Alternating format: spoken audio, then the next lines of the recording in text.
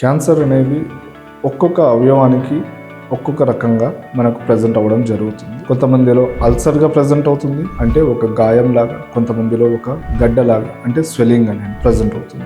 ఏ అవయవానికి సంబంధించిన క్యాన్సర్కు దానికి సంబంధించి ఆ విధంగానే పరీక్షలు చేయడం జరుగుతుంది. ఆ పరీక్షల్లో కొన్ని బ్లడ్ టెస్ట్లు ఉంటాయి, కొన్ని ఇమేజింగ్ ఉంటాయి. ఇమేజింగ్ అంటే ఫర్ ఎగ్జాంపుల్ బ్రెస్ట్కి సంబంధించి అల్ట్రాసోనోగ్రఫీ ఆర్ మ్యామోగ్రామ్ అంటాం. అవసరాన్ని బట్టి సిటీ స్కాన్ ఆర్ ఎంఆర్ఐ లాంటివి చేయించాల్సి వస్తుంది. ఇప్పుడు చాలా రెగ్యులర్గా వాడుతున్న టెస్ట్ వచ్చేసి పెట్ సిటీ స్కాన్. దాంట్లో వేరే ఏవైతే కణాలు బాగా మెటబాలికల్లీ యాక్టివ్గా ఉంటాయో, వేగంగా వృద్ధి చెందుతుంటాయి, అవి తెలుసుకోవడం జరుగుతుంది. ఇప్పుడు మీరు అడిగారు ఎర్లీగా డిటెక్ట్ చేయడం ఎలా.